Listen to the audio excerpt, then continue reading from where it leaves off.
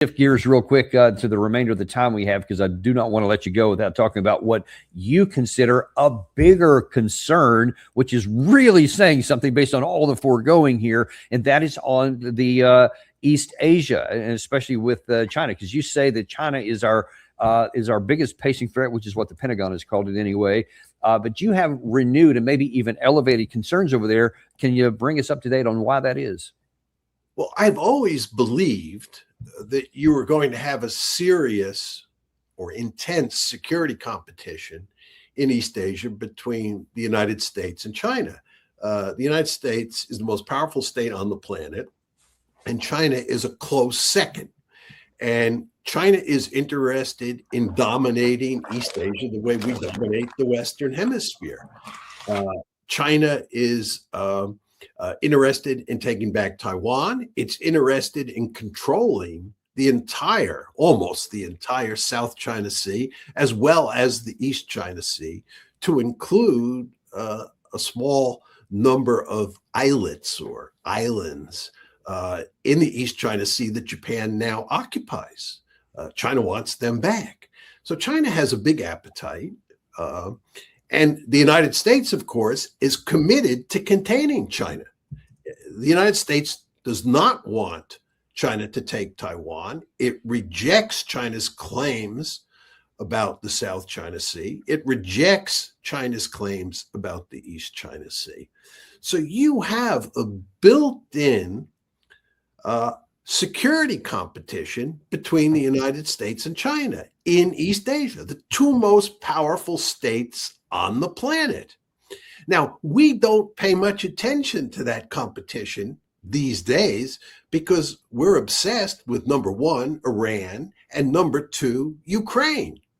But you just want to keep in mind that there are really three theaters where the United States could be involved in a major conflict.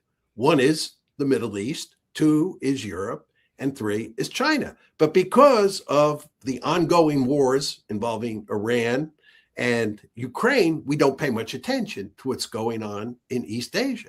But you should understand that the Chinese, because the United States is preoccupied with what's going on in Ukraine and what's going on vis-a-vis Iran, are steadily expanding their influence in East Asia.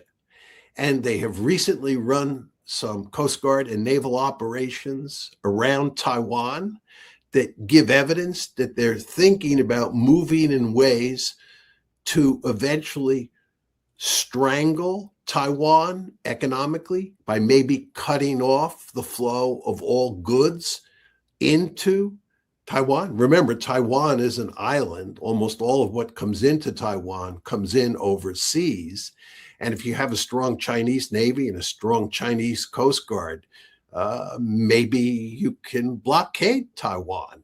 And the Chinese are showing all sorts of interest in that possible strategy. Furthermore, in the South China Sea, they have slowly but steadily been building up their influence. They are scaring the Filipinos. They are scaring the Indonesians. Because again, you want to understand that today, the South China Sea is an international body of water, right? And this is the way the United States wants to keep it. But the Chinese don't view it as an international body of water. With their famous 9-dash line, they have basically said that the South China Sea is really a giant Chinese body of water. We control the South China Sea.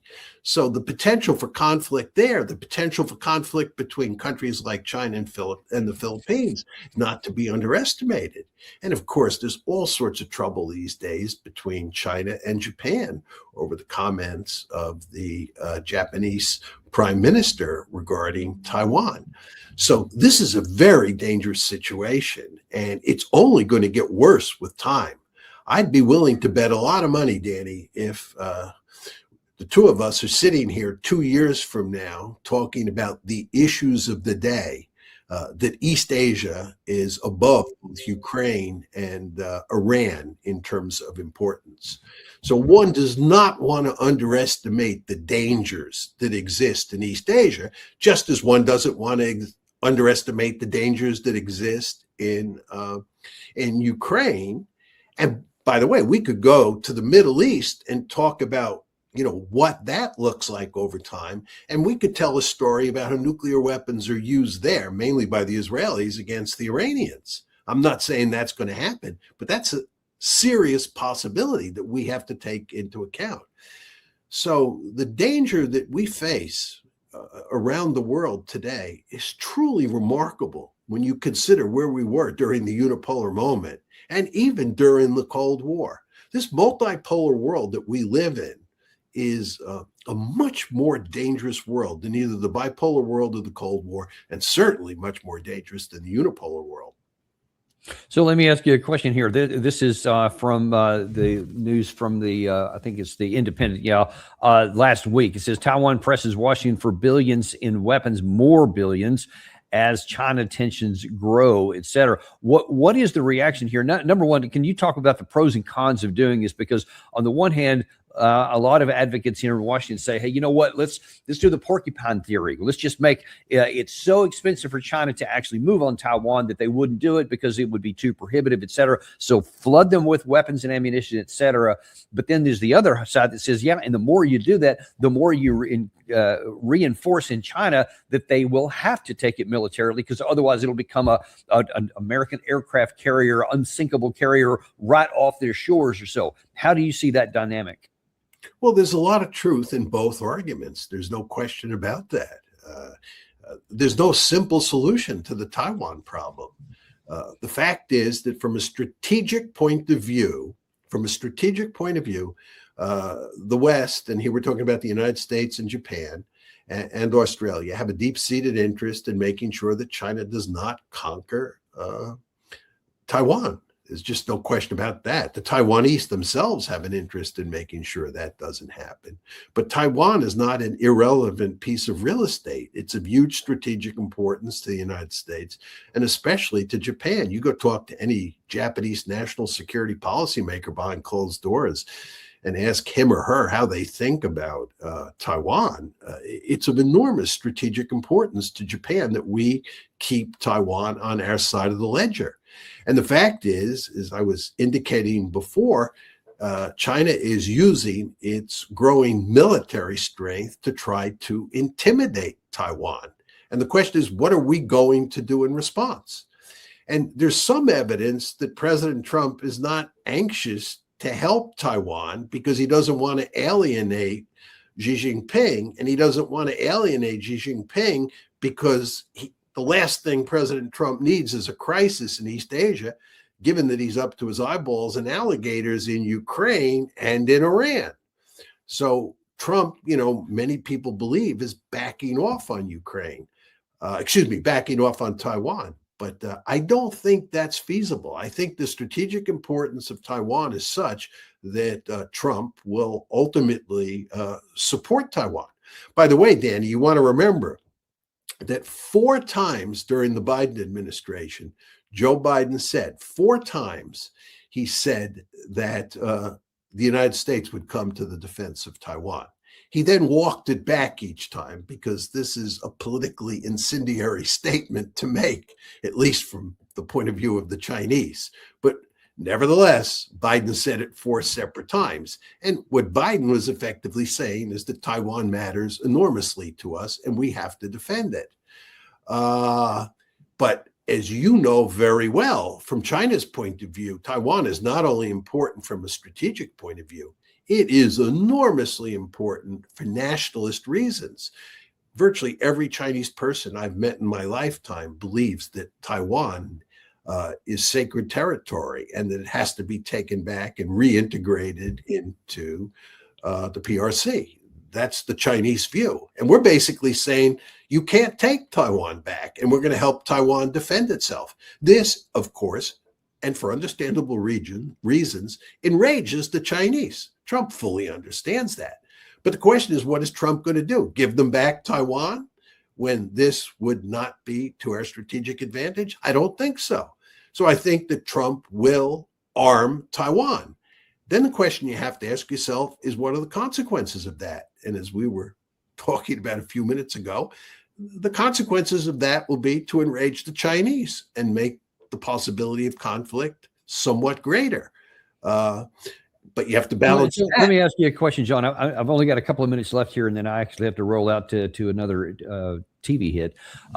What do you say about the concept that says, hey, let's be clear, we are not going to go fight a war with China over Taiwan. Let's make sure the Taiwanese are clear on this so that they don't get too cocky and bold in their independence talk or whatever, and they know they have to get along with China. Because the argument being that China, while they do want Taiwan back, they also want it like as a functioning economy, like with Hong Kong, et cetera, and some of these others. They don't want to destroy it. They don't want to invade it. They just want it to have some version of control, which apparently they can do without military conquest.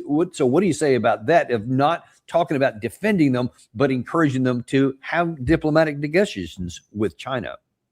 Well, if you're not going to defend them, you're going to write Taiwan off, then you're basically saying that China can take Taiwan back. It's not like the Chinese are going to be content to live with an independent Taiwan.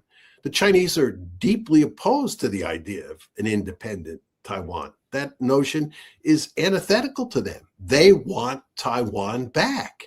And there are a number of people in the West, some of my realist friends indeed, believe that we should not defend Taiwan and that we should basically write it off. And the question you have to ask yourself is whether or not you think that that's a good strategy. But it's an either or choice here. And it's not a simple choice because, again, if you do decide to defend Taiwan, which means not only arming Taiwan, but creating operational strategies where you are able to come to Taiwan's defense in case it is attacked by China, this is going to enrage the Chinese, and that will make a bad situation worse. But you have to counterbalance that argument with the argument that if you turn Taiwan into a porcupine and you make it clear you will help defend Taiwan, that makes war less likely because it is then more difficult for China to conquer Taiwan. But what happens if I get called on that card and we have to try and military support them, but we can't and we lose? Then it's like a double loss for us. Well, you're betting, of course, in this case, that deterrence will work because the Chinese will understand that either they can't win, or if they can win, it'll be a Pyrrhic victory because the cost will be so great. And you're counting on them recognizing that time is on their side. And the smart strategy here is to just delay attacking Taiwan. And that's, part of the calculation here. The question is, do you believe that you can make Taiwan virtually impregnable for the immediate or foreseeable future? Can you do that? And if you think you can do that, then you'll do it. In my opinion, I think that this is what Biden was talking about, and I think it's where Trump will go. But my point to you, Danny, is that Trump has been really kind of tiptoeing away from that approach, that hardline approach towards Taiwan, in large part because he doesn't want to pick a fight with Xi Jinping at this point in time because he has so much trouble in the Middle East and in Ukraine. Well, listen, this issue is clearly not going away anytime, nor are any of these others. So I'm sure we'll pick this back up the next time we're here. And I definitely want to, because there's a lot more to discuss on this issue here. Thank you so much for bringing it up, though. We need to have this up on the radar because it is this, along with the Russian issue, is probably more important than whatever is happening in the Persian Gulf, as important as that is. Thank you so much for elevating that today. You're more than welcome, Danny. Thanks for having me on the show.